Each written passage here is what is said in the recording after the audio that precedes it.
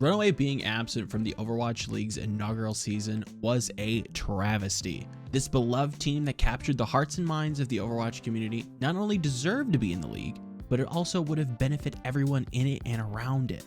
That's why we're hijacking the DeLorean for this week's alternate Overwatch history, and we're going back in time to answer the age-old question.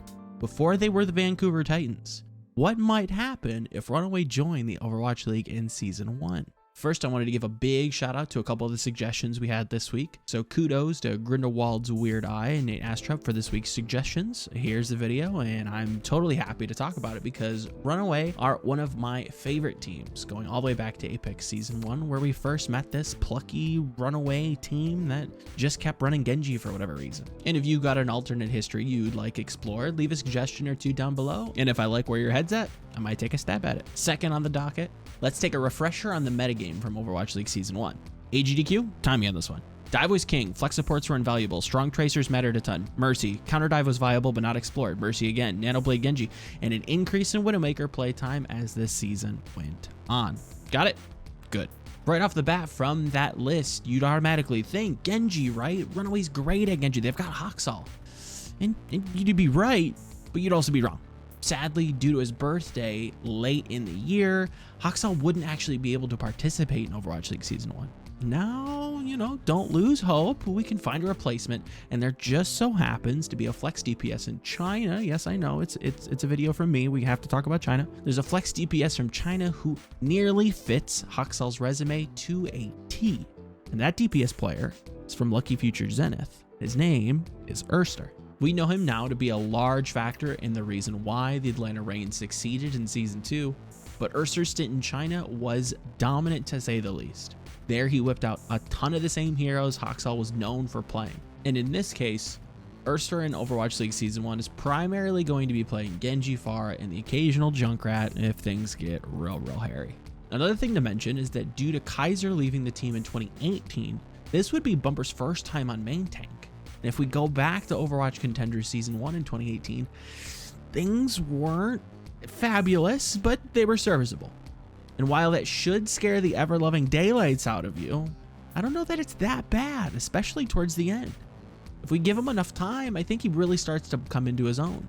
This iteration of RunAway could have run a similar pace to Philadelphia Fusion style of going all in on their main tank's aggressive tendencies and partially sacrificing him to create what is essentially free real estate. But who's in the market for some prime frag property?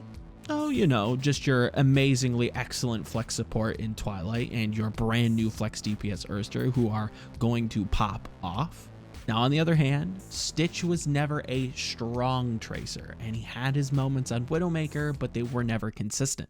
On Tracer, again, he was never strong. I think he was always serviceable, and his stats kind of prove that. For the majority of the time that we saw him in OGN's Overwatch Apex League, he never really stood out statistically. He had some above average games depending on the metagame, but the question is, when we compare him to OWL standards in Season 1, whereabouts do you think he'd rank? For me, in a vacuum, I have a feeling he wouldn't be among the best. He'd probably float around the middle of the pack like he always did. Stitch was never somebody to really jump out and surprise me. Now, in Contenders, to be fair, to give him credit, he did have a couple standout performances on Widowmaker and on McCree, but he's never somebody who screamed consistency to me.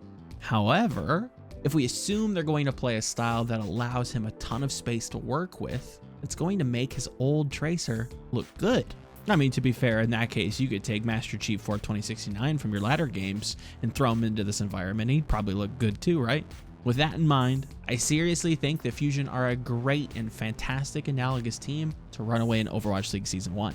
The power allocation is very similar, they end up playing a similar style, and I think there's an argument to be made that RunAway could have placed very similarly to the Philadelphia Fusion. Yes, I actually genuinely believe that much in the same way the patch affected the Fusion, RunAway could have taken those same heroes and those same benefits and parlayed that into an incredibly deep playoff run, ending with a loss to the London Spitfire. But think of that, no fanboy triggering memes, and the Titans start off GOATs in season 2 with another crazy good DPS player to join alongside Haksal, and maybe they even keep aiming. Again, somebody who I think is completely slept on at main support and is super valuable. Well, that is enough rambling out of me this week. Hopefully you guys have figured out where RunAway might have finished in Overwatch League Season 1. And if you enjoyed the video, please give it a thumbs up. It really helps a ton. Ring the little bell down below and check out some of these other videos. Until next time, take care, and I will see you all next week.